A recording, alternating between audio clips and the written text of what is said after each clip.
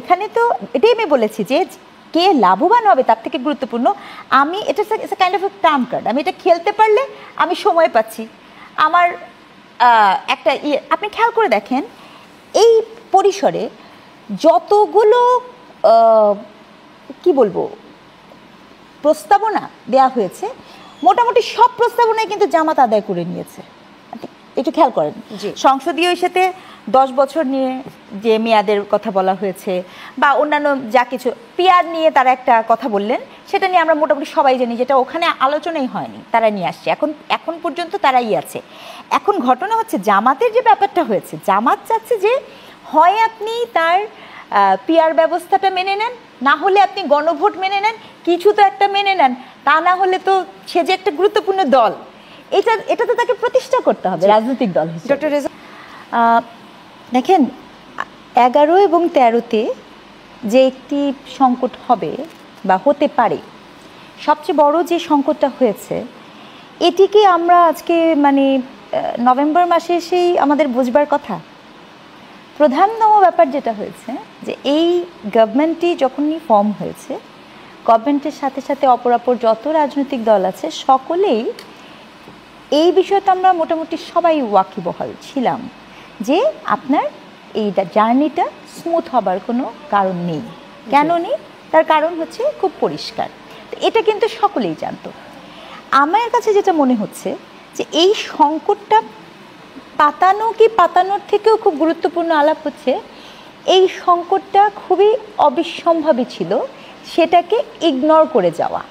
এবং যখন রাজনৈতিক দলগুলো ঐক্যমত্য কমিশনে গিয়েছিল, আমাদের মতো সাধারণ জনগণের রায় তো আর কেউ নেয়নি, ঐক্যমত্য কমিশনে যখন গিয়েছেন শাসন ব্যবস্থার বন্টন বা বিকেন্দ্রীকরণ, ডিসেন্ট্রালাইজেশন যেটাই বলেন না কেন, সেগুলো যেহেতু করেছেন, সেটার সমাধান তো ওই ঐক্যমত্য কমিশনের মধ্যেই হয়ে যাওয়ার কথা ছিল।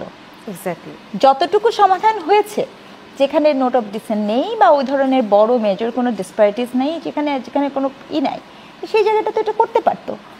প্রশ্ন হচ্ছে আপনি এখানে গণভোট নামক জিনিসটা আনলেন কেন? যেখানে যে শাসন ব্যবস্থার সাথে আমার গণভোট মানে কি জনগণের ভোট, তার যোগাযোগই নাই।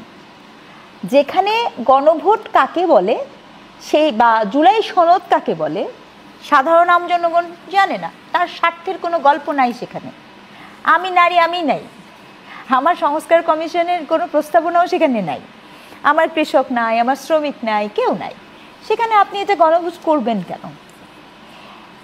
আর গণভোট যখন করবেন তখন এই গণভোট করার এই যে একটা অস্ত্র, আমি যে শব্দটা বলতে চাচ্ছি যে গণভোটের যে ইতিহাসও যদি দেখেন, আরও একটা কথা বলি, গণভোটের যে ইতিহাস, যে 3টি গণভোট হয়েছে, সেই 3টি গণভোটের কনটেক্সটে একবার বিবেচনা করেন, দেখ শাসন ব্যবস্থা কিন্তু আমূল পরিবর্তন হচ্ছে, তাই না? আপনি একজন সেনাপ্রধান, তিনি রাষ্ট্রের দায়িত্ব নেবেন কিনা, আবার আমরা গণতন্ত্রে যাব কিনা, এই বিষয়গুলো যখন হচ্ছে, তো সেখানেও যে গণভোটের ওই তৎকালীন সময় যেটা হয়েছে, ইতিহাস যেটা বলে যে সেখানের যে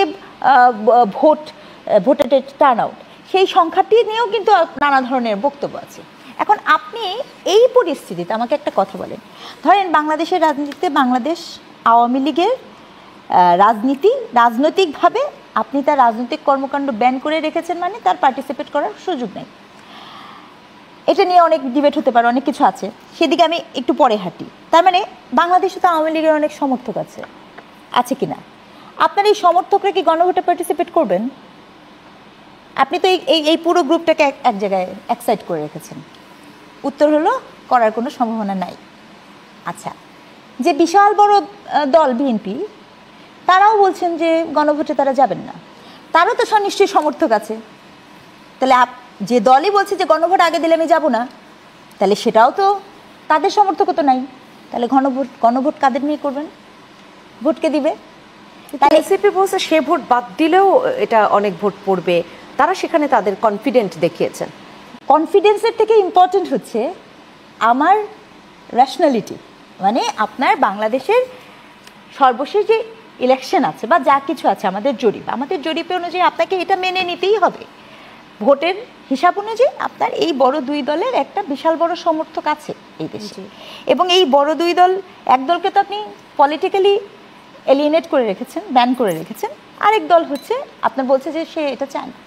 যেটা আমি বলতে চাচ্ছি, কোন দল চাওয়ার আগেই গণভোটটা করাই হয়েছে, এই গণভোটের যে প্রস্তাবনাটা, এই প্রস্তাবনাটা ইদার ভুল ছিল, অথবা ওই প্রস্তাবনাটাই ছিল একটি সুনির্দিষ্ট রাজনৈতিক অস্ত্র, যেটিকে আপনি সময় মতো এমনভাবে ব্যবহার করবেন যাতে করে জনমনে সকল দায়ভার এবং দোষটা যে পড়ে রাজনৈতিক দলের ঐক্যমতের যেই দ্বন্দ্বের উপরে।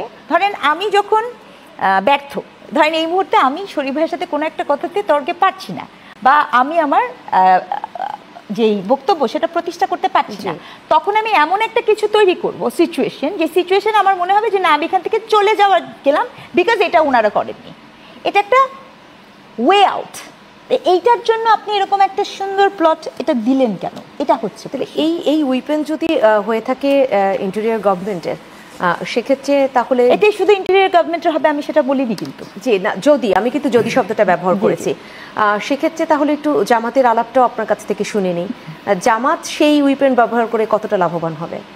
আসলে এখানে তো এটাই আমি বলেছি যে কে লাভবান হবে তার থেকে গুরুত্বপূর্ণ, আমি এটা কাইন্ড অফ টার্ম কার্ড, আমি এটা খেলতে পারলে আমি সময় পাচ্ছি। আমার একটা আপনি খেয়াল করে দেখেন, এই পরিসরে যতগুলো কি বলবো প্রস্তাবনা দেয়া হয়েছে, মোটামুটি সব প্রস্তাবনাই কিন্তু জামাত আদায় করে নিয়েছে।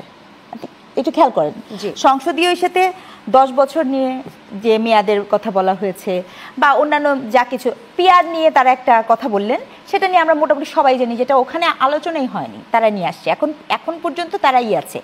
এখন ঘটনা হচ্ছে জামাতের যে ব্যাপারটা হয়েছে, জামাত চাচ্ছে যে হয় আপনি তার পিয়ার ব্যবস্থাটা মেনে নেন, না হলে আপনি গণভোট মেনে নেন, কিছু তো একটা মেনে নেন, তা না হলে তো সে যে একটা গুরুত্বপূর্ণ দল, এটা তো তাকে প্রতিষ্ঠা করতে হবে রাজনীতি।